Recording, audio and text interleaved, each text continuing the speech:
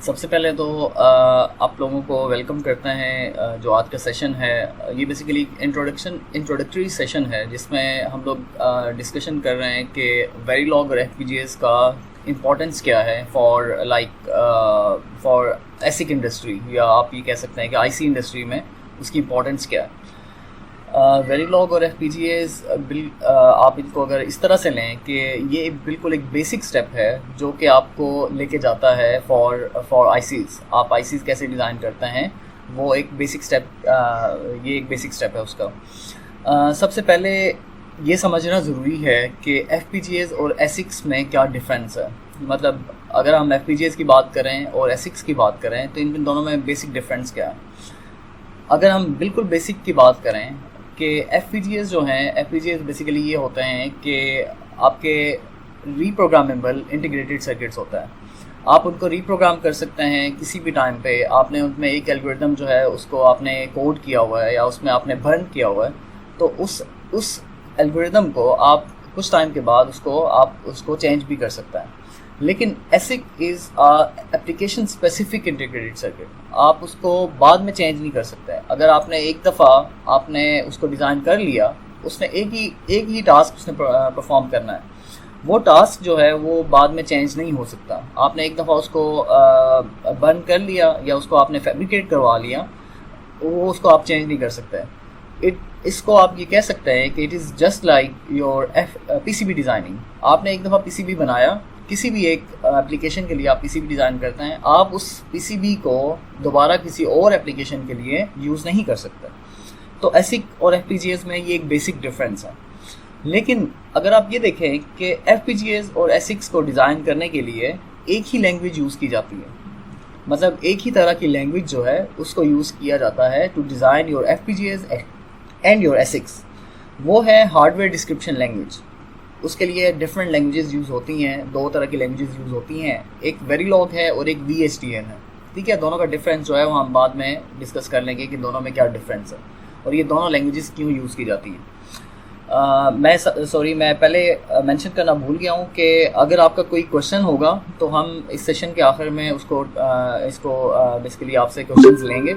अगर आपका कोई भी क्वेरी होती है आप उसको नोट डाउन कर लें, हम आखिर में इसको डिस्कस कर लेंगे जब भी ये जो सेशन है ये ख़त्म होगा। तो एफपीजीएस कैसे इवॉल्व हुए, लाइक एफपीजीएस कैसे हमारे यहाँ पे बेसिकली उसकी एवोल्यूशन कैसे हो रही है।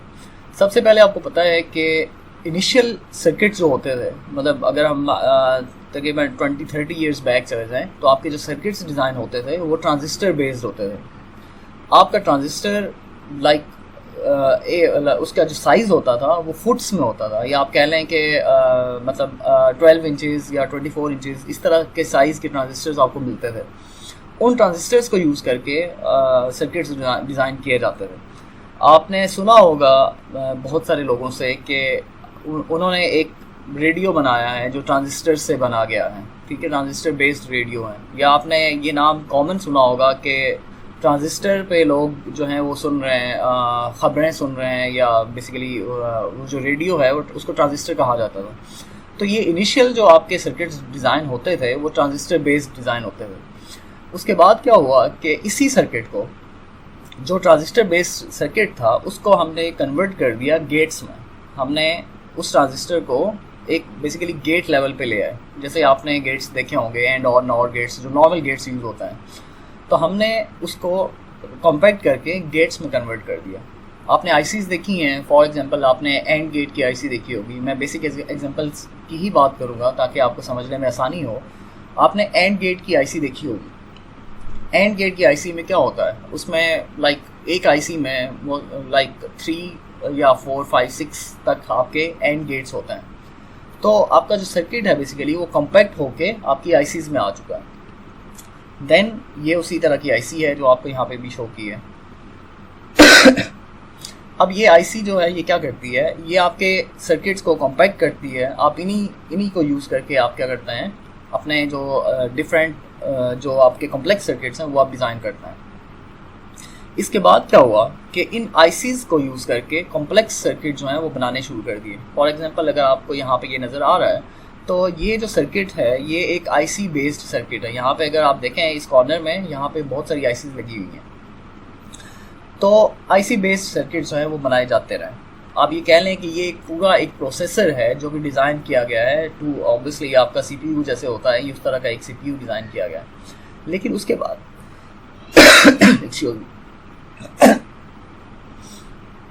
उसके बाद क्या हुआ कि इस पूरे सर्किट को कॉम्पैक्ट करके एक ही बेसिकली वहाँ पे लेके आया गया, एक आपकी चिप डिज़ाइन की गई। अब ये सिंगल चिप है जो कि आपका ये पूरा प्रोसेस जो है ये एग्जीक्यूट करती है। अब आपको एक बहुत बड़ा बोर्ड बनाने की ज़रूरत नहीं है, आप एक सिंगल नॉर्मल सी एक चिप में आप ये सारा काम कर सकते हैं जो कि ये पूरा सर्किट करता है। तो इसका मतलब ये हुआ कि हम FPGAs या ASICs की मदद से हम क्या कर रहे हैं कि अपने जो भी जो आपके सर्किट्स हैं उनको आप कॉम्पैक्ट करते जा रहे हैं। अब उसकी कॉम्पैक्शन जो है वो बेसिकली इस वजह से हो रही है कि आपका जो ट्रांजिस्टर साइज़ है वो रिड्यूस होता जा रहा है। फॉर एग्जांपल यहाँ पे हमने बात की थी कि ट्रांजिस्टर साइज़ जो है वो इंचेस में होता था। अभी ट्रांजिस्टर साइज़ जो है वो कितना हो चुका है, ऑलमोस्ट तकरीबन लेस देन 10 नैनोमीटर तक हो चुका है। 10 नैनोमीटर आप देख नहीं सकते, मतलब नेकेड आई से आप नहीं देख सकते। उसको आपको देखने के लिए ऑब्वियसली आपको माइक्रोस्कोपिक लेवल पे जाना होगा।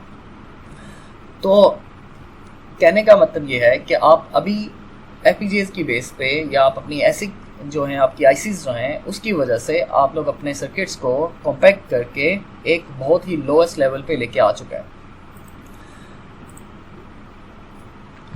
अच्छा, इसके बाद क्या है कि अब हम कंपेयर करते हैं कि आपके जो मॉडर्न एम्बेडेड सिस्टम्स हैं उनमें और FPGAs में क्या डिफरेंस है। आपने ये देखा होगा कि ये आपका एक किस्म का एक एम्बेडेड सिस्टम है। अब इस एम्बेडेड सिस्टम में डिफरेंट पेरिफेरल्स हैं। अब ये एक एज आ आपका प्रोटोटाइपिंग बोर्ड भी यूज़ होता है। FPGA का जो प्रोटोटाइपिंग बोर्ड होता है वो कुछ इस तरह का होता है। अगर आप इसके डिफरेंट कंपोनेंट्स को देखेंगे तो आप उनको इजीली अंडरस्टैंड कर सकते हैं या आप उनको समझ सकते हैं कि ये क्या चीज़ें हैं यहाँ पे जो प्लेस्ड हैं।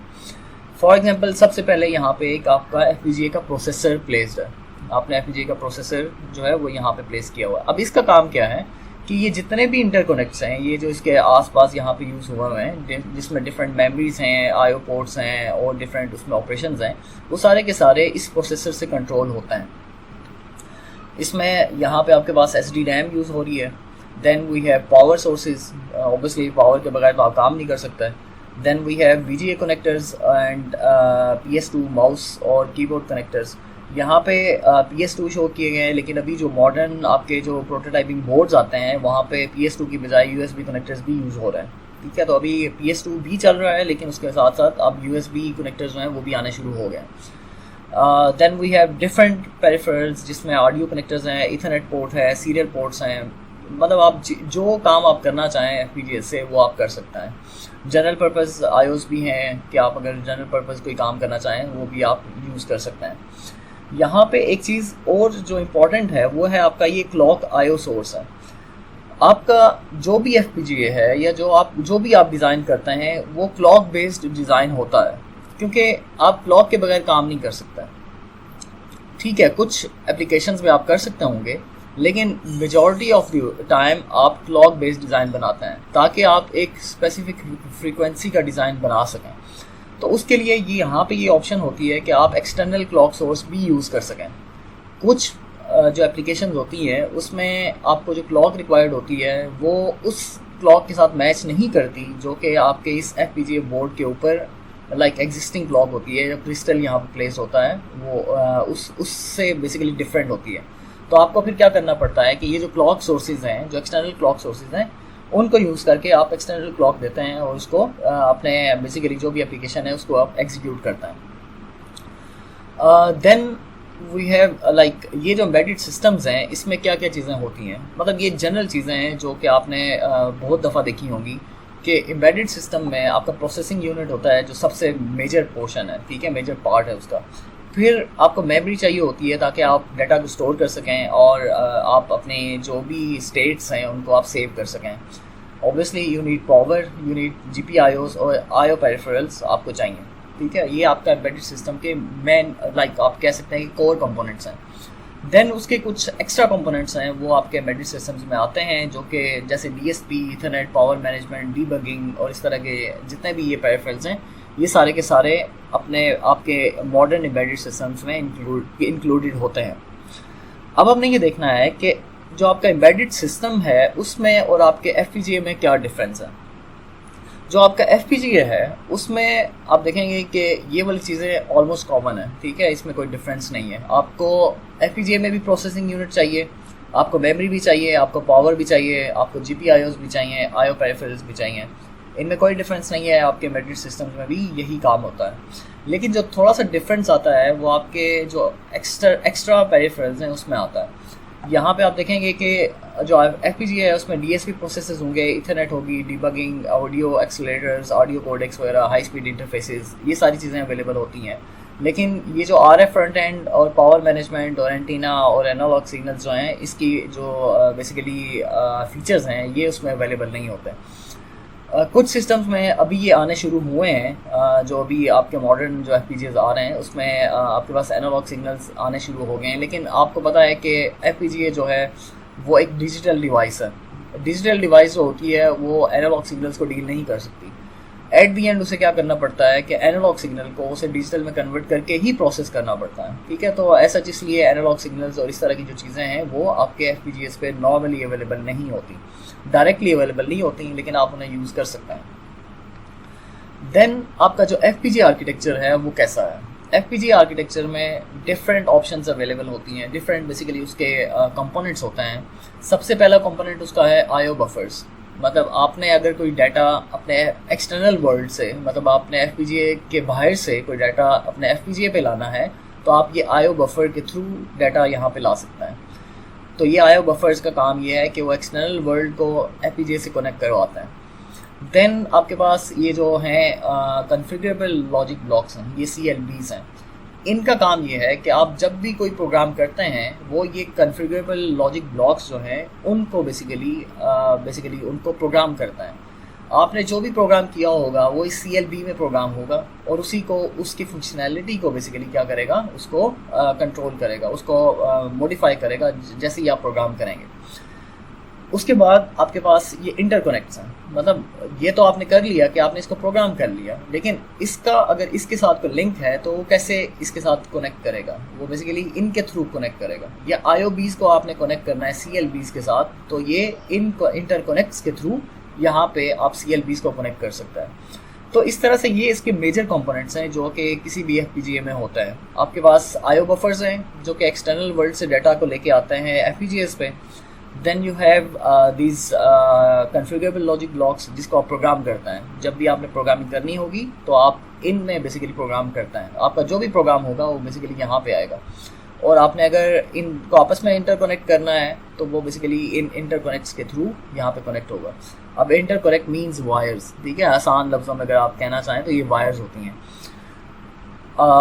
अब एक जो चीज़ समझनी ज़रूरी है कि अगर हमने FPGA में कोई भी एल्गोरिथम इम्प्लीमेंट करना है तो हमें क्या चीज़ जानना ज़रूरी है, हम कैसे उसमें बेसिकली कोड कर सकते हैं या उसको कैसे प्रोग्राम कर सकते हैं। उसके लिए जो सबसे मेजर पार्ट है वो ये समझना ज़रूरी है कि इसका फ़्लो क्या है। मतलब आपने कोई भी डिज़ाइन करना है उसका डिज़ाइन फ़्लो क्या है। सबसे पहले आपको एक प्रोग्राम चाहिए, आपको एक एल्गोरिथम चाहिए जिसे हम यहाँ पे डिज़ाइन एंट्री का नाम दे रहे हैं। अब डिज़ाइन एंट्री बेसिकली ये होती है कि आप HDL लैंग्वेज में, इधर वो वेरीलॉग है या वो VHDL है, उसमें आप अपना एक प्रोग्राम लिखते हैं। जैसे नॉर्मल प्रोग्रामिंग में आप लोग कोई भी प्रोग्राम लिखते हैं वैसे ही यहाँ पे भी एक प्रोग्राम लिखा जाता है। तो यहाँ पे जब आप प्रोग्राम लिखते हैं तो उसको सिंथेसाइज किया जाता है। सिंथेसाइज मीन्स कि आप उसको कन्वर्ट करते हैं टू डिजिटल लेवल या टू FPGA लेवल कह रहे हैं, तो आप उसको कन्वर्ट करते हैं। अब उस कन्वर्जन के बाद आप उसको फंक्शनल सिमुलेशन करता है, आप उसको बेसिकली टेस्ट करता है कि इधर आपने ये जो प्रोग्राम बनाया था ये वो वाला फंक्शन परफॉर्म कर रहा है जो आप उससे रिक्वायर्ड था, आप उसको बेसिकली उसको प्रोग्राम करना चाह रहे थे। अगर वो सिस्टम वेरीफाई हो जाता है तो हम दोबारा से इस स्टेट से नेक्स्ट स्टेट पे आ जाते हैं, ना कि हम यहाँ से इधर वापस चले जाते हैं। अगर आपका सिस्टम वेरीफाई नहीं होता तो आप क्या करते हैं, दोबारा से डिज़ाइन एंट्री पे जाते हैं और अपने सिस्टम को दोबारा से अपडेट करते हैं, उसको मॉडिफाई करते हैं। तो जब आपका सिस्टम वेरीफाई हो जाता है तो आप यहाँ पे इम्प्लीमेंटेशन फेज पे चले जाते हैं। अब इम्प्लीमेंटेशन फेज बेसिकली ये करती है कि आपका जो ये सिंथेसाइज्ड डिज़ाइन था, इसको आपका जो FPGA है बेसिकली उस पर इम्प्लीमेंट करती है। उसको उस तरह से जो आपने अभी ये देखे थे कि जो कॉन्फ़िगरेबल लॉजिक ब्लॉक्स थे उसमें बेसिकली उसको प्लेस करती है, जहाँ जहाँ पे उसको रिक्वायर्ड होता है वहाँ पे वो प्लेस करती जाती है। तो इम्प्लीमेंटेशन करने के बाद हम एक बेसिकली क्या करते हैं कि एक डिवाइस प्रोग्रामिंग फाइल जनरेट करते हैं। यहाँ पे जैसे ये लिखा हुआ है कि FPGA बिट स्ट्रीम जनरेट करता है। अब जब आपने ये सारा काम कर लिया, ये सारी चीज़ें कंप्लीट कर ली, तो आप क्या करते हैं कि एक बिट स्ट्रीम जनरेट करेंगे। अब ये बिट स्ट्रीम क्या करेगी, आपका FPGA में प्रोग्राम को बर्न करेगी।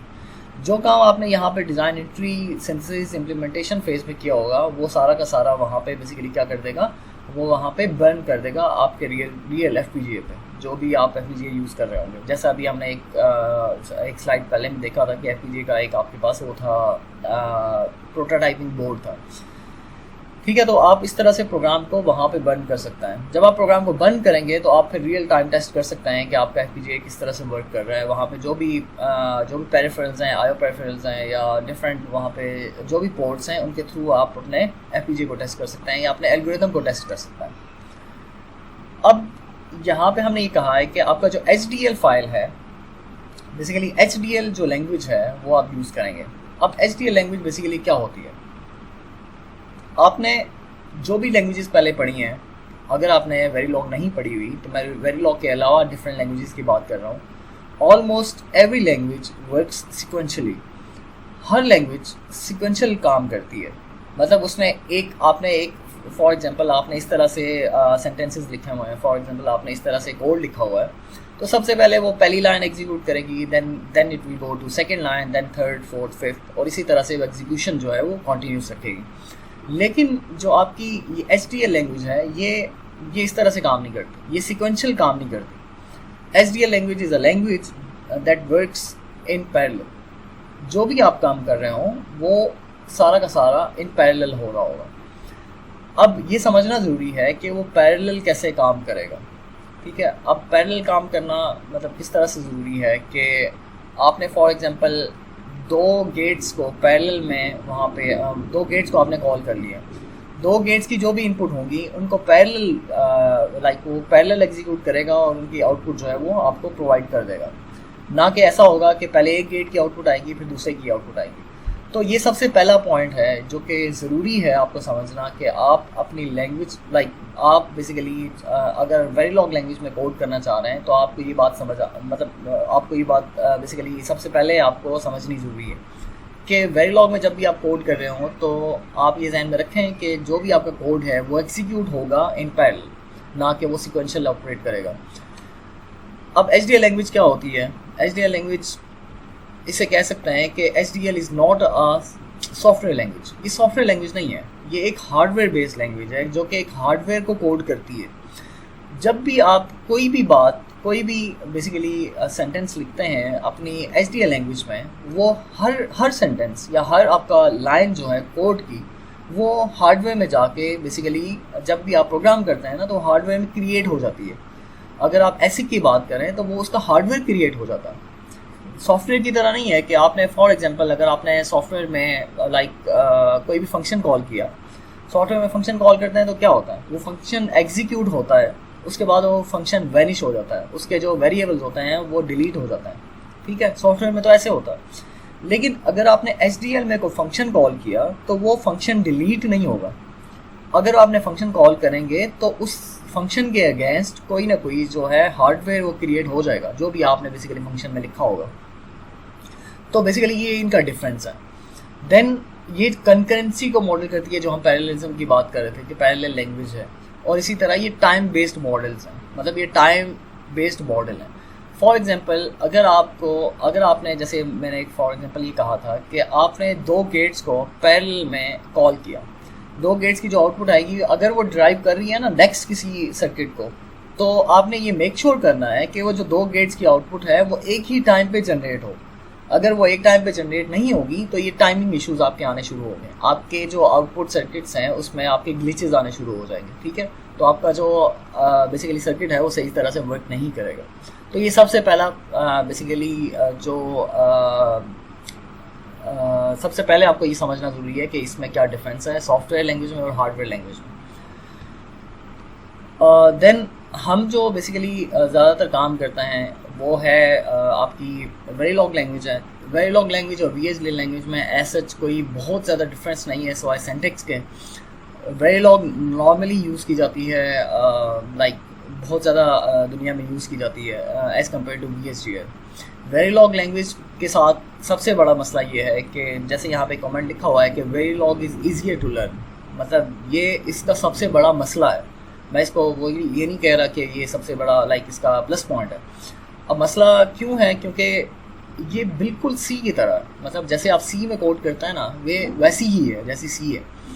अब अगर ये सी की तरह कोड करता है ना तो आप इसको मिसअंडरस्टैंड कर सकते हैं या इसमें आप मिस्टेक्स जो हैं वो इजीली कर सकते हैं, क्योंकि आपका जो माइंडसेट होता है बेसिकली नॉर्मली जो स्टूडेंट्स का माइंडसेट होता है जो भी फर्स्ट टाइम कोड कर रहा होता है उसका जो माइंडसेट होता है वो ये होता है कि वो एज अ सी कोड कर रहा है। जैसे मैंने अभी पहले कहा है कि सी एक सिक्वेंशियल लैंग्वेज है, तो ये सिक्वेंशियल नहीं है। तो ये सबसे पहली बात है जो आपने ध्यान में रखनी है।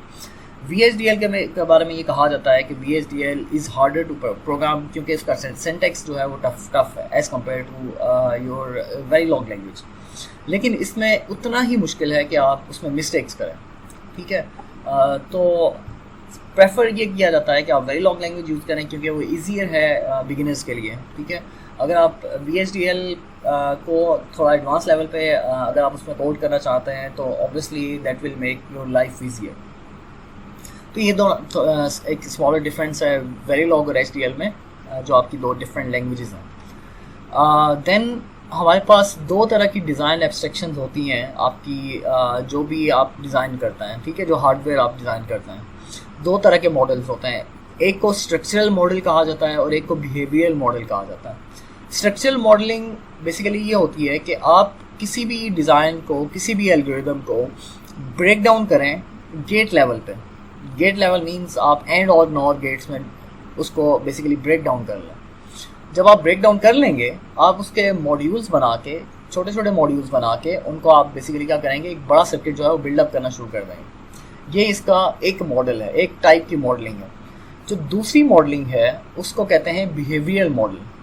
अब बिहेवियरल मॉडल इज़ कि आप अपने सर्किट को ब्रेक डाउन नहीं करते हैं, आप एक हायर लेवल पर मॉडल करते हैं। मतलब जैसे आप एक एल्गोरिथम मॉडल करते हैं, जैसे आप सी में कर रहे होंगे या मैटलैब में कर रहे होंगे या और किसी लैंग्वेज में कर रहे होंगे, आप उस तरह का एल्गोरिथम मॉडल करेंगे।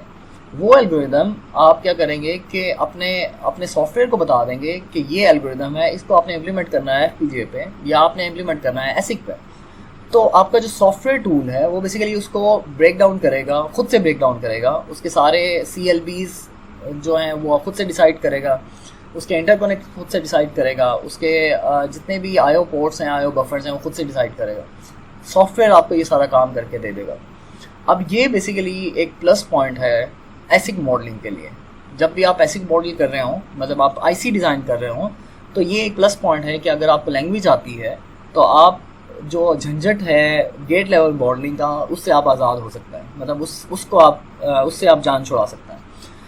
तो ये एक आपका प्लस पॉइंट हो जाएगा अगर आप लैंग्वेज जानते हैं। तो अगर आप ये देखें कि इसमें डिटेल कहाँ पे ज़्यादा है और एब्स्ट्रैक्शन कहाँ पे ज़्यादा है, मतलब अगर आप ये बात करें गेट लेवल मॉडलिंग की तो ऑब्वियसली इसमें डिटेल बहुत ज़्यादा है। मीन्स आपको हर एक गेट को जाके कनेक्ट करना है, उसको डिसाइड करना है कि उसने कहाँ पे जाके कनेक्ट होना है। लेकिन अगर आप ये बात करें कि एब्स्ट्रैक्शन कहाँ पे ज़्यादा है, मीन्स अगर आप हायर लेवल कहाँ पे बात कर रहे हैं, एल्गोरिथमिक लेवल पे कहाँ पे बात कर रहे हैं, तो वो आपका ये बिहेवियरल मॉडलिंग में आपकी एब्स्ट्रैक्शन बढ़ जाती है। एब्स्ट्रैक्शन मीन्स कि आप उसको एब्स्ट्रैक्ट लेवल पर बात करते हैं, ना कि आप बहुत ही डीप जाके बात कर रहे होते हैं। तो ये दो तरह की मॉडलिंग है जो आपकी वेरीलॉग में होती है। अब हमने ये देखना है कि हमने ये तो कहा कि आप FPGA यूज़ करते हैं, लेकिन आपको ASIC की क्यों ज़रूरत है, आपको ICs क्यों चाहिए, आप IC क्यों डिज़ाइन करते हैं। ICs जो हैं बेसिकली इनका रोल बहुत ही इम्पोर्टेंट है इंडस्ट्री में।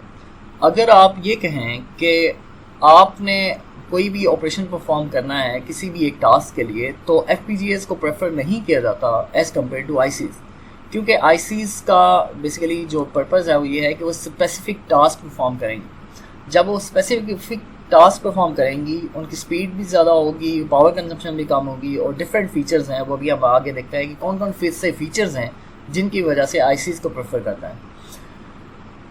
अच्छा, उसके अलावा एक और बात यह है कि आपकी आईसीज़ जो है वो डिफरेंट तरह की हो सकती हैं। मतलब वो स्टैंडर्ड सेल बेस्ड भी हो सकती हैं। स्टैंडर्ड सेल मींस के वो जो आप गेट लेवल की बात करते हैं, या फिर आपकी कस्टम आईसीज़ भी हो सकती हैं जो कि आप डिज़ाइन करते हैं, ख़ुद से डिज़ाइन करते हैं एल्गोरिदमिक लेवल पे। अब इनकी जो एप्लीकेशंस हैं वो हैं आपके प्रोसेसर्स हैं। जहाँ पे भी प्रोसेसर आएगा वहाँ पे एफपीजीए यूज़ कभी नहीं होता, वहाँ पे आपकी आईसीज़ यूज़ होती हैं, आपके एसिक मॉडलिंग यूज़ होती है। देन आपकी मेमोरीज़ में आपके ये जितनी भी मेमोरीज़ हैं उसमें रैम्स और रोम्स जो भी हैं उसमें आप आईसीज़ यूज़ करते हैं, आप एसिक्स यूज़ करते हैं, ठीक है। देन जितने भी आपके कस्टम डिज़ाइंस हैं, जो भी आप कस्टम डिज़ाइन करना चाहें उसमें आप जो हैं वो एसिक यूज़ करते हैं, ना कि आप एफपीजीए यूज़ करते हैं। इसके बाद अब आईसीज़ या एसिक्स प्रेफर क्यों किए जाता है, इसके डिफरेंट रीजंस हैं। सबसे पहली वजह एरिया।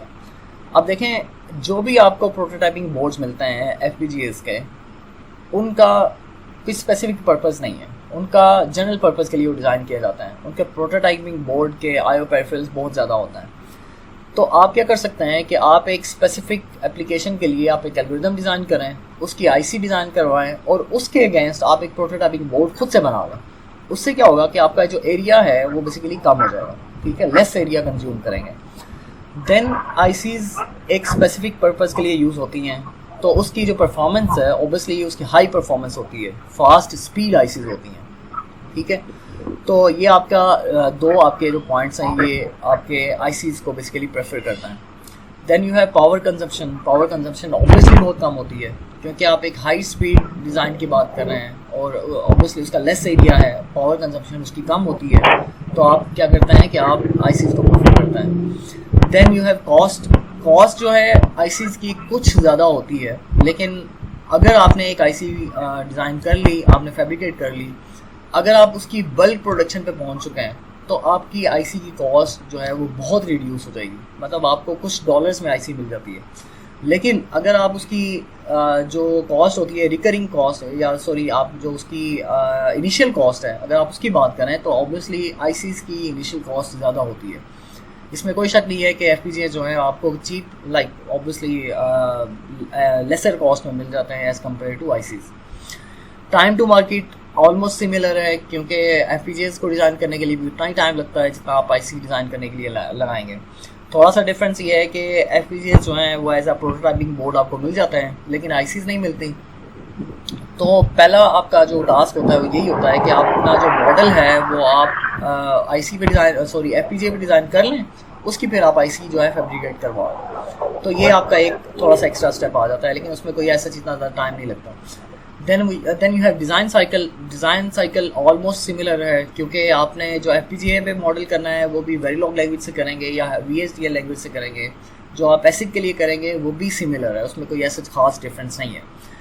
और जो कम्प्लेक्सिटी है, कम्प्लेक्सिटी की अगर आप बात करें तो कम्प्लेक्सिटी रिड्यूस हो गई है जब से ये कैड टूल्स आए हैं।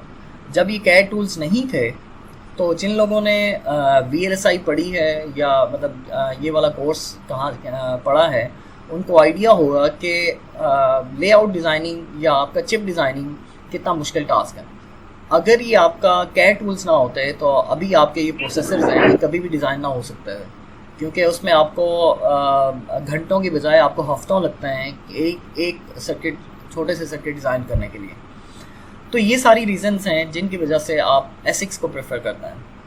एसिक और एफपीजीए में स्मॉल डिफरेंस है जो आपको अभी समझ आ गया होगा कि उसमें सिर्फ रीप्रोग्रामेबिलिटी होती है, लेकिन आपके एसिक्स में रीप्रोग्रामेबिलिटी नहीं होती। अब एसिक्स डिज़ाइनिंग जो है ये कॉम्प्लेक्स टास्क क्यों है? मतलब हम ये कहते हैं कि एसिक डिज़ाइन हम कर सकते हैं, लेकिन ये कॉम्प्लेक्स टास्क है। कॉम्प्लेक्स टास्क क्यों है? फॉर एग्जांपल ये एक छोटा सा सर्किट है। ये सर्किट आपने बहुत दफ़ा देखा होगा, अगर आप लोगों ने DLD पढ़ी हुई है या आपने इस तरह का कोई कोर्स पढ़ा हुआ है तो आपने ये सर्किट देखा होगा। ये सिर्फ सर्किट है जो कि आपका एडर का सर्किट है या सबट्रैक्टर का सर्किट है। इसमें एक एक्सॉर गेट यूज़ हो रहा है, आपके पास एडर है, फुल एडर है, 4 फुल एडर हैं, 4 आपके पास एक्सॉर गेट्स हैं। अगर आप इसका सर्किट डिज़ाइन करना चाहें तो आप मेरे ख्याल में ये बहुत ही मुश्किल इसलिए होगा क्योंकि इसका जो एसिक डिज़ाइन है या उसका जो लेआउट डिज़ाइनिंग है, जो आईसी डिज़ाइनिंग होती है, वो बेसिकली थोड़ी सी कॉम्प्लेक्स हो जाती है। ठीक है, ये एक इनिशियल सर्किट है। Then you have this circuit जो कि 4x4 एरे मल्टीप्लायर। ठीक है, इसमें कोई एल्गोरिथम अप्लाई नहीं है, वो सिंपल मल्टीप्लिकेशन है जो आप नॉर्मल बेस से करते हैं। इसका सर्किट भी अगर आप देखें तो ये इसका सर्किट बनता है। अब इसके सर्किट में आपके पास एंड गेट है, आपके पास हाफ एडर्स हैं, आपके पास फुल एडर्स हैं। आप यहाँ से अगर आप ऑब्जर्व कर सकते हैं कि ये सर्किट कितना कॉम्प्लेक्स हो सकता है। ठीक है, तो अगर आप इसका लेआउट आपको बनाना पड़े तो obviously that will be a tough task. ये एक सर्किट है DLL बेस्ड फ्रीक्वेंसी मल्टीप्लायर का। इसमें आप डिफरेंट जो कंपोनेंट्स हैं उसको ब्रेक डाउन किया हुआ है। फॉर एग्जांपल ये आपका फेज डिटेक्टर है, सबसे पहला सर्किट ये वाला है। Then you have charge pump, then we have loop filter, voltage control delay line है, एज मल्टीप्लायर है। इन सारे सर्किट्स को ब्रेक डाउन करके आप अलग अलग से सर्किट बना के उनको आप इंटीग्रेट कर सकते हैं। ठीक है, ये एक अलग से एक एग्जांपल है। इसके बाद एक स्मॉल एग्जांपल है इमेज प्रोसेसिंग एल्गोरिथम की। इस इमेज प्रोसेसिंग एल्गोरिथम में कोई इतना बड़ा टास्क नहीं है ये, लेकिन इसमें आपके पास एक इन्वर्जन यूज़ हो रही है, मतलब मैट्रिक्स इन्वर्जन जो होती है। Then we have multiplication circuit जो कि मैट्रिक्स को मल्टीप्लाई कर रहा है। वी हैव डिफरेंट मेमोरीज जो कि मेमोरी 1, 2, 3 के नाम से यहाँ पे शो की गई हैं, और यहाँ पे कंट्रोल सर्किट है। अब ये सारा सर्किट जो है ये बेसिकली एल्गोरिथम है, ये उसको कंट्रोल करने के लिए एक सर्किट है। अगर हम सी में कोड करते हैं तो हमें ये कंट्रोल सर्किट नहीं चाहिए था, हम इसके बगैर भी कर सकते थे। लेकिन जब भी हम लोग FPGA में डिज़ाइन कर रहे हैं या ASIC में डिज़ाइन कर रहे हैं तो हमें ये वाला सर्किट चाहिए। इस कंट्रोल सर्किट के बगैर हम कोई एल्गोरिथम डिज़ाइन नहीं कर सकते। तो अब हमारे पास जो चिप टाइप्स हैं, मतलब ये जो अभी आपने सर्किट देखे हैं, डिफरेंट सर्किट देखे हैं, इसको हम कैसे डिज़ाइन कर सकते हैं। सबसे पहला डिज़ाइन जो है वो आपका फुल कस्टम लेआउट है, full custom design. Full custom design कुछ इस तरह का होता है। आप एक पॉइंट को कनेक्ट करते हैं, आप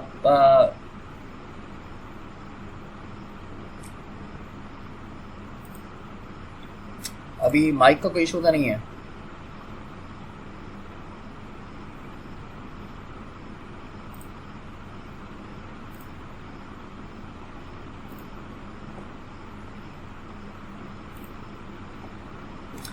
अच्छा, अभी मुझे आप लोगों को आवाज़ आ रही है मेरी?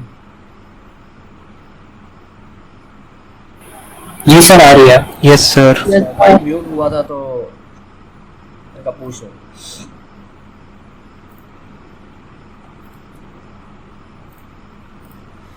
अच्छा, ये जो पहला डिज़ाइन है, जो कस्टम डिज़ाइन होता है, वो ये है आपके पास। लाइक फॉर एग्जांपल आपने क्या करना है कि आप एक ट्रांजिस्टर बनाते हैं, उसको आप इस तरह से कनेक्ट करते हैं। ये जो इंटरकनेक्ट्स हैं, ये अभी एक स्मॉल सर्किट है, 2 ट्रांजिस्टर्स हैं, 3 ट्रांजिस्टर्स हैं, उनको आप बेसिकली आप उनसे डिज़ाइन कर रहे हैं। तो ये एक इनिशियल आपका फेज़ है जिसमें आप एक सर्किट डिज़ाइन करते हैं। अभी मैंने आपको जो DLL बेस्ड फ्रीक्वेंसी मल्टीप्लायर दिखाया था, उसका सर्किट कुछ ऐसा बनता है। अगर आप इसको ऑब्वियसली इसको देखेंगे, ये जो सर्किट बना था ये तकरीबन 250 माइक्रोमीटर का सर्किट था, 250 बाई 250 माइक्रोमीटर का। तो इट मीन्स कि आप एक माइक्रोमीटर लेवल पे जाके आप एक सर्किट को डिज़ाइन कर रहे हैं, तो ये एक बहुत ही स्मॉल सर्किट है। आपका यहाँ पे वो जो था फ्रीक्वेंसी मल्टीप्लायर था, फिर उसके बाद चार्ज पम्प था, और इस तरह के डिफरेंट डिले लाइन थी यहाँ पे। तो ये जो सर्किट है इस तरह से आप उसको डिज़ाइन करते हैं। अब ये देखें, अगर हमने ये 5-6 ट्रांजिस्टर्स लगाना है आपस में तो आपको इंटरकनेक्ट्स का इतना ज़्यादा कोई इशू होना नहीं है। लेकिन अगर आप यहाँ पे इंटरकनेक्ट्स देखें तो ये हंड्रेड्स ऑफ इंटरकनेक्ट्स हैं। तो ये सर्किट तो हमने खुद से बनाया था, इसमें कोई एक छोटा सर्किट है, इसमें कोई ऐसा ज़्यादा मसला नहीं है। लेकिन अगर आप जाएँ एक हायर लेवल पर जहाँ पर आपने एक बड़ा सर्किट डिज़ाइन करना है, जो कि मैंने आपको इमेज प्रोसेसिंग एल्गोरिथम दिखाया है, अगर आपने वो डिज़ाइन करना हो तो उसके लिए आप मैनुअल इंटरकनेक्शंस नहीं कर सकते, आप मैनुअल ट्रांजिस्टर प्लेसिंग नहीं कर सकते। उसके लिए आपको कैट टूल्स की तरफ जाना पड़ेगा। कैट टूल्स के बगैर ये काम शायद नहीं हो सकता, क्योंकि उसमें तकरीबन 300,000 गेट्स हैं, 300 या 400,000 गेट्स हैं। अब इतने गेट्स अगर आपको खुद से लगाने पड़ें तो ऑब्वियसली आप इमेजिन करें कि आपको कितना टाइम लगेगा, आपको सालों लग जाएंगे। लेकिन अगर आपने लैंग्वेज सीखी हो, अगर आपको लैंग्वेज आती हो और आपको कैट टूल्स आते हों, तो आप ये वाला एल्गोरिथम जो है ये एक 2 हफ्ते में कर सकते हैं। उससे ज़्यादा आपको शायद टाइम नहीं लगेगा। आपको उतना ही टाइम लगेगा जितना आपने एक एल्गोरिथम को कोड करने में, उसको वेरीफाई करने में लगाना है। ठीक है, तो इसका ये फ़ायदा है, मतलब जो ये लैंग्वेजेस हैं, ये जो लैंग्वेज है वेरीलॉग की, इसका फ़ायदा ये है कि आप अपना आईसीज को लाइक डिज़ाइन कर सकते हैं। ठीक है, अब इसकी जॉब्स कहाँ कहाँ हैं। फॉर एग्जांपल अगर आपको लैंग्वेज आती है या फिर आपको ये जो आईसी डिज़ाइनिंग है, वीएलएसआई कुछ लोग जो पढ़ते हैं, इनकी जॉब्स कहाँ हैं। इनकी जॉब्स दो तरह की जॉब्स होती हैं, एक होते हैं डिज़ाइन इंजीनियर होते हैं, एक होते हैं वेरिफिकेशन इंजीनियर होता है। आप में से बहुत सारे लोगों ने जो डिजिटल लॉजिक डिज़ाइन पढ़ा होगा उसमें आप टेस्ट बेंच बनाते हैं। टेस्ट बेंच जब भी कहा जाता है बिगिनर से, अगर आप टेस्ट बेंच बनाएं तो उन लोगों की जान जाती है। तो हम उन्हें अक्सर ये कहते हैं, हमारा कमेंट उनके लिए अक्सर ये होता है कि जो सबसे हैवीली पेड जॉब होती है वो वेरिफिकेशन इंजीनियर की होती है, ना कि वो डिज़ाइन इंजीनियर की होती है। क्योंकि एक चिप को डिज़ाइन करना और उसको वेरीफाई करना, ये सबसे जो बेसिकली जो वेरिफिकेशन है वो सबसे हेक्टिक टास्क है, सबसे मुश्किल टास्क है। उसको आप जब भी आपने किसी भी चिप को वेरीफाई करना है तो उसको आप हर केस के लिए वेरीफाई करते हैं, हर वर्स्ट केस के लिए वेरीफाई करते हैं, हर बेस्ट केस के लिए वेरीफाई करते हैं। तो उसके लिए ऑब्वियसली आपको टाइम बहुत ज़्यादा चाहिए। तो जो दो तरह की जॉब्स आपको इंडस्ट्री में मिल सकती हैं, जो कि एक डिज़ाइन इंजीनियर्स होते हैं और दूसरे वेरिफिकेशन इंजीनियर्स होते हैं। इनकी जॉब्स यूरोप में बहुत ज़्यादा हैं, इनकी जॉब्स जो हैं अमेरिका में बहुत ज़्यादा हैं, मीन्स यूएस में बहुत ज़्यादा है। क्योंकि इनकी जो मेजर इंडस्ट्री है वो या तो यूरोप में है या फिर आपके यूएस में है। अगर आप दुनिया में देखेंगे, मतलब जहाँ पे भी आप अगर सर्च आउट करते हैं तो आपको चंद गिनी चुनी यूनिवर्सिटीज़ मिलेंगी जो कि आपको VLSI design with chip fabrication करवाएंगी। क्योंकि ये इतनी क्या उसे कहते हैं कि इस काम के लिए एक हैवी इन्वेस्टमेंट चाहिए जो कि कुछ यूनिवर्सिटीज़ अफोर्ड कर सकती हैं। तो अगर आपको ये लैंग्वेजेस आती हैं, अगर आपको ये काम वेरिफिकेशन के, टेस्टिंग के ये काम आते हैं, तो ऑब्वियसली आपके लिए बहुत ज़्यादा स्कोप है कि आपको जॉब्स जो हैं इंडस्ट्री में इजीली मिल सकें, अगर आप टारगेट सही करेंगे तो ऑब्वियसली। हम अभी ये जो आपका था इंट्रोडक्शन फेज़ था थोड़ा सा, कि वेरीलॉग क्यों इम्पोर्टेंट है, FPGAs क्यों इम्पोर्टेंट हैं, ASICs क्यों इम्पोर्टेंट है, आपको क्या करना है इन चीज़ों को बेसिकली समझने के लिए या इन चीज़ों को इन चीज़ों को अंडरस्टैंड करने के लिए। हम आपको एक नेक्स्ट फेज़ में एक चीज़ ऑफ़र कर रहे हैं, एक बेसिकली वर्कशॉप ऑफ़र कर रहे हैं, जिसमें आप ये समझेंगे कि आईसी डिज़ाइन फ़्लो क्या होता है, मतलब इसका design process, complete design process क्या है। आपको लैंग्वेज जो है वो भी हम सिखा देंगे, ऑब्वियसली जो बिगिनर लेवल है वो हम तकरीबन सारा कवर कर देंगे कि आप किस तरह से आईसीज को डिज़ाइन कर सकते हैं। आपकी लैंग्वेज जो है वेरीलॉग वो हम कवर कर लेंगे उस वर्कशॉप में। देन FPGAs को कैसे प्रोग्राम कर सकता है, क्योंकि FPGA प्रोग्रामिंग जैसे मैंने पहले बताया है कि this is the first step to IC designing. आप FPGA प्रोग्रामिंग समझेंगे तो आप आईसी जो डिज़ाइन है उसको ईजीली कर सकेंगे। ठीक है, तो ये फर्स्ट जो आपका नेक्स्ट फेज़ है वर्कशॉप का, उसमें आप लोग ये बेसिकली अंडरस्टैंड कर सकते हैं। जो भी स्टूडेंट है, जिसने भी जो भी आप में से जो भी वर्कशॉप ले रहे हैं, अगर आपने DLD पढ़ी है, कोई भी लैंग्वेज पढ़ी है, मतलब आपने अगर C पढ़ी है, मैटलैब पढ़ी है, या कोई और लैंग्वेज अगर आपने पढ़ी है, तो आप ये वर्कशॉप इजीली कर सकते हैं। किसी भी तरह का आपका प्रोग्रामिंग बैकग्राउंड है तो आपको कोई इशू नहीं होगा। जो बेसिकली सेशंस हैं हमारे, उसमें हम ये कुछ टॉपिक्स हैं ये हम कवर करेंगे। ऑब्वियसली ये जो पहला सेशन है उसमें इंट्रोडक्शन है, देन वी हैव वेरीलॉग, हमने सिमुलेशन कंट्रोल की बात करनी है कि किस तरह से आप अपने डिज़ाइन को कंट्रोल कर सकते हैं। Then we have design flow, आपने किस तरह से डिज़ाइन करना है, किस तरह से आप अपने डिज़ाइन को कंट्रोल कर सकते हैं। Then we have conditional design, क्योंकि देखें आप नॉर्मल डिज़ाइन तो हर कोई कर सकता है, मतलब जैसे आप ये कह लें कि आपने फुल एडर बनाना है, ये भी आपने जो एग्जाम्पल देखी है 4x4 मल्टीप्लायर की, तो आप बना सकते हैं। लेकिन अगर आपको कंडीशनल डिज़ाइन बनाना पड़े तो फिर आप कैसे बनाएंगे। कुछ बेसिक डिज़ाइन मॉडल्स, एग्जांपल्स हैं जो हम उस वर्कशॉप में कवर करेंगे। उसके बाद FPGAs क्या है और उसके कौन से टूल्स हैं जिसकी बेस पे आप FPGAs को प्रोग्राम कर सकते हैं। देन आप FPGAs पे डिबगिंग कैसे कर सकते हैं, रियल टाइम डिबगिंग कैसे कर सकते हैं। फॉर एग्जांपल आपका FPGA चल रहा है, मतलब आपने एक प्रोग्राम किया है FPGA पे और आपके FPGA में कोई एरर आता है, तो आप उसको रियल टाइम उसी टाइम आपका जो FPGA चल रहा है तो आप उसको किस तरह से वेरीफाई कर सकते हैं, उसको डिबग कैसे कर सकते हैं कि कहाँ पे एरर आ रहा है। Then we have cross platform development, अगर आपने एफ को किसी और प्लेटफॉर्म के साथ इंटरकनेक्ट करना है तो आप कैसे कर सकते हैं। और इसी में ये जो लास्ट फेज़ है उसमें हम ये भी स्टडी करेंगे कि मतलब हम उसको समझेंगे कि किस तरह से आप जो आईसी डिज़ाइनिंग है, आप एफ को आईसी डिज़ाइनिंग, जो एफ की प्रोग्रामिंग है उसको आईसी डिज़ाइनिंग के साथ कैसे लिंक कर सकते हैं। तो इस वर्कशॉप की जो एक्सपेक्टेड स्टार्ट डेट है वो तकरीबन 31 अगस्त के अराउंड है, जो कि मंडे है। तो हम इस वर्कशॉप को 31 अगस्त के साथ में बेसिकली हम लोग उस वहाँ से स्टार्ट करेंगे। तो इस वर्कशॉप के लिए अगर आपको जो भी इंफॉर्मेशन है वो हम बाद में शेयर कर देंगे। और अभी आप लोगों की अगर कोई क्वेरी है इस सेशन के लिए तो अभी आप अभी मेरे से पूछ सकता है।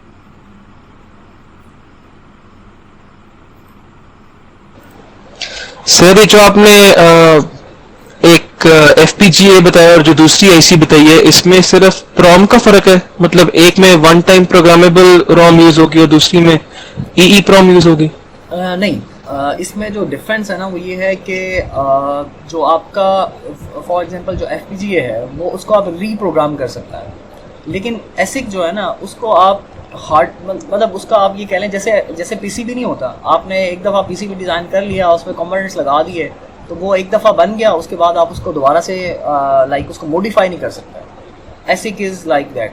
उसमें भी आप रैम्स रोम्स और उसमें भी जो मेमोरीज हैं वो आप उसमें डाल सकते हैं, लेकिन इशू इज़ कि आप उसको ना दोबारा से चेंज नहीं कर सकते। FPGAs में ऐसा नहीं है, आप उसको दोबारा से चेंज भी कर सकते हैं। फॉर एग्जांपल मैंने एक दफ़ा उसमें एल्गोरिथम बर्न किया जो कि था एडर सब्ट्रैक्टर का, दूसरी दफ़ा मैंने उसमें जो एल्गोरिथम बर्न किया वो था 4x4 मल्टीप्लायर का। ठीक है, तो वो मैं कर सकता हूँ, लेकिन ASIC में अगर मैंने एक दफ़ा बनवा लिया, मतलब मैं फैब्रिकेट करवाऊँगा, जब मैंने फैब्रिकेट करवा लिया तो ऑब्वियसली मुझे अगर 4x4 मल्टीप्लायर पे जाना है तो मुझे दोबारा से फैब्रिकेशन करवानी पड़ेगी। तो बेसिक डिफरेंस ये है। ठीक है सर। और सर, जो Xilinx वाला सॉफ्टवेयर है वो कहीं इंटरनेट पे फ्री अवेलेबल है? नहीं, Xilinx क्योंकि वो सिर्फ उसकी ऑफिशियल वेबसाइट से मिल रहा है। सॉरी, क्योंकि सर फिर उसकी प्रोग्रामिंग तो हमें Xilinx पे करनी पड़ेगी, तो फिर वो सॉफ्टवेयर हमें बाय करना पड़ेगा या लैब में अवेलेबल होता है? अगर आप वर्कशॉप करेंगे तो सॉफ्टवेयर जो है प्रोवाइड कर देंगे कहीं ना किसी लिंक पे, जो ऑब्वियसली हमारे पास है, जो हमारे पास अवेलेबल है। अगर आप लोग कॉमसेट्स हैं तो ऑब्वियसली कॉमसेट्स में लैब में अवेलेबल है, वो आप इजीली ले सकते हैं लैब से। ठीक है सर, थैंक यू।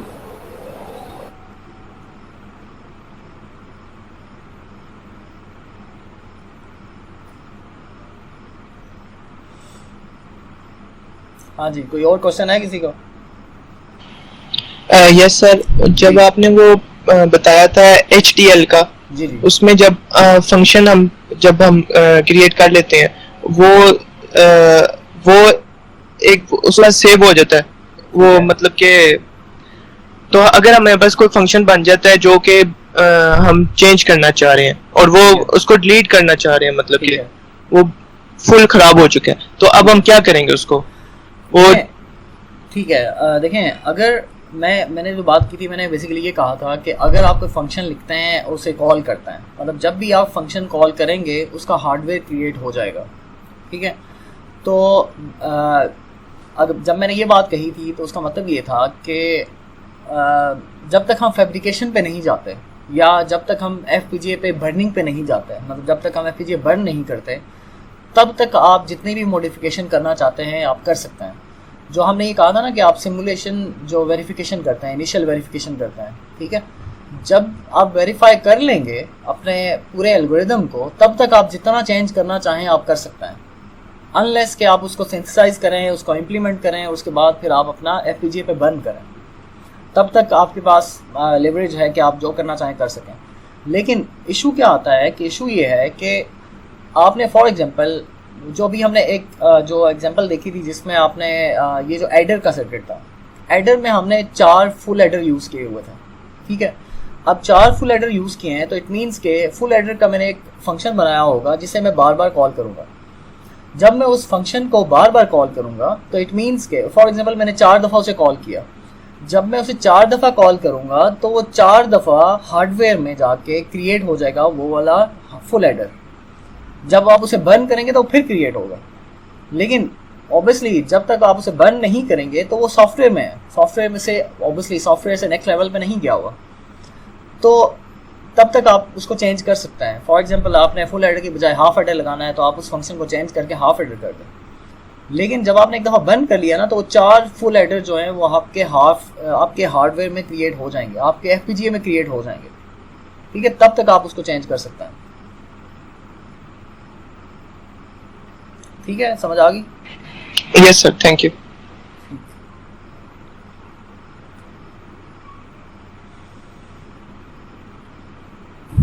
अस्सलाम वालेकुम सर। वालेकुम सलाम। सर मेरा बेसिकली क्वेश्चन ये है कि आपने कहा था कि about the scope, about the demand, मेरा क्वेश्चन है कि आपने कहा था यूरोप में और US में इसकी काफी डिमांड है, जैसे कि हम जानते हैं कोरिया में और चाइना में भी काफी इंडस्ट्री है चिप डिजाइन की। व्हाट अबाउट द पाकिस्तान, जो लोग पाकिस्तान में रह के काम करना चाहते हैं, तो क्या आप कोई कंपनीज मेंशन कर सकते हैं जहाँ पे डिजाइनिंग और वेरिफिकेशन के ऊपर काम हो रहा है अभी? असल में पाकिस्तान में इसका काम वैसे ही बहुत कम है, कम मीन्स के ना होने के बराबर कह लें आप। यहाँ पे जो आपके कैड टूल्स हैं ना, जो हम कैड टूल्स की बात करते हैं, तो यहाँ पे जो कैड टूल्स वाले हैं जो बेसिकली हमने कोटेशंस ली हुई हैं अपने जो यूनिवर्सिटी है उसके लिए, तो वहाँ पे कोई इतनी सपोर्ट अवेलेबल नहीं है। जैसे अगर आप इंडिया की बात करें तो इंडिया में अच्छा खासा इसका स्कोप भी है और साथ में इसकी इंडस्ट्री भी अच्छी खासी है, लेकिन अभी तक पाकिस्तान में भी ऐसा जितना ज़्यादा काम हो नहीं रहा। ठीक हो गया। तो आपके ये हैं डिफेंस वाले हैं, अभी इन्होंने कुछ इस पे काम स्टार्ट किया हुआ है और अच्छी खासी इन्वेस्टमेंट कर रहे हैं, क्योंकि डिफेंस में आजकल जो प्रोजेक्ट्स चल रहे हैं उस पर काफ़ी डिमांड है इस बात की कि वो बेसिकली ये करें, अपने जो प्रोसेसर्स हैं वो खुद से डिज़ाइन करें। अभी हमने एक इससे पहले जो वर्कशॉप करवाई थी वो हमने बेसिकली डिफेंस में ही करवाई थी, किसी एक उनके ऑर्गेनाइजेशन में, जहाँ पे उनका मेन फोकस ये था कि वो IC डिज़ाइनिंग की तरफ जाएंगे और अपने प्रोसेसर्स खुद से डिज़ाइन करेंगे।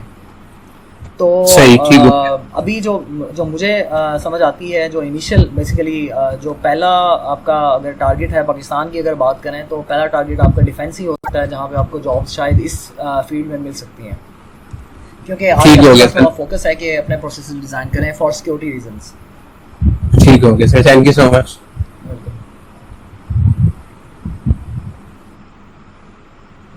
इसके लिए सर मेरा क्वेश्चन ये, आप कह रहे हैं कि ये जो प्रोग्रामिंग लैंग्वेज जैसे पर हम कोई भी प्रोग्रामिंग दोबारा पूछेंगे? प्रोग्रामिंग लैंग्वेज कोई भी लैंग्वेज है, जब हम वो यूज कर रहे होते हैं, जब वो रन प्रोग्राम होता है वो हमें बता देता है कि एरर किस लाइन में है, और आप कह रहे हैं GS में ये सिस्टम नहीं है, ये समझा दे थोड़ा सा। नहीं, ये बात तो मेरी आपकी मुझे समझ आ गई कि आप ये कह रहे हैं कि कोई भी प्रोग्रामिंग लैंग्वेज होती है तो वो आपको एरर बता देती है, लेकिन आप जो लास्ट पार्ट था वो क्या था? सर जी कोई भी IC या इसके लिए कोई भी डिजाइन करते हैं हम, तो इसके लिए ये नहीं होता कि एरर दे देता है, हमें पता चल जाए कि इसमें नहीं, ये ऐसे होता है। देखें, जो मैंने आपको ये कहा था कि जब सबसे पहले आप डिज़ाइन एंट्री करते हैं, डिज़ाइन एंट्री मीन्स आप एक एल्गोरिथम लिखते हैं, जो एल्गोरिथम लिखना है और उसको वेरीफाई करना है, बिहेवियरल वेरिफिकेशन जो होती है, जो पहला स्टेप है, बिहेवियरल सिमुलेशन जो होती है, वो बेसिकली ये है कि आपका जो आपने डिज़ाइन लिखा है उसमें कोई एरर तो नहीं है। सबसे पहले तो आप सॉफ्टवेयर में ही एरर को बेसिकली फाइंड करते हैं या उसको बेसिकली उसको वेरीफाई करते हैं। जब आप वेरीफाई कर लेंगे उसके बाद फिर आप जो है अपना जो बेसिकली डिज़ाइन है उसको आप अपने नेक्स्ट लेवल पे लेके जाते हैं, जो कि आपका ये है FPGA है या फिर आपका वो ASIC है, ठीक है। तो आप उसको नेक्स्ट फेज़ में लेके जाते हैं। पहला फेज़ आपका वेरिफिकेशन है, आपके जितने भी सॉफ्टवेयर्स हैं वो सारे के सारे आपको एरर्स भी बताते हैं, जितनी भी इंफॉर्मेशन है वो आपको बताते हैं।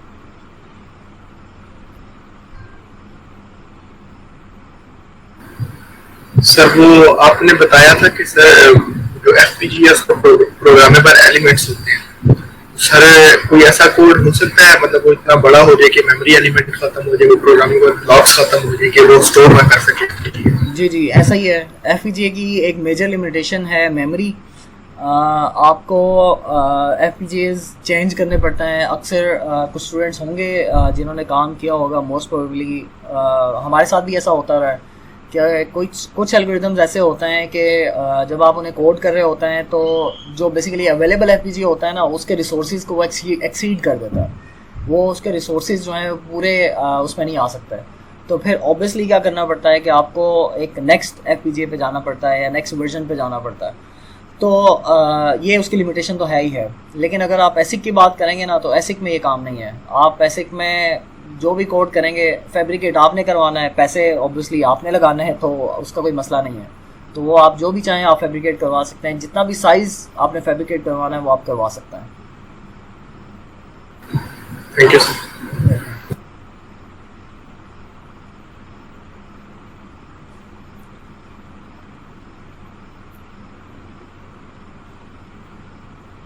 और कोई क्वेश्चन है? सर एक क्वेश्चन पूछा है मैसेज में, चैट में। अच्छा, मैं एक मिनट देख लेता हूँ।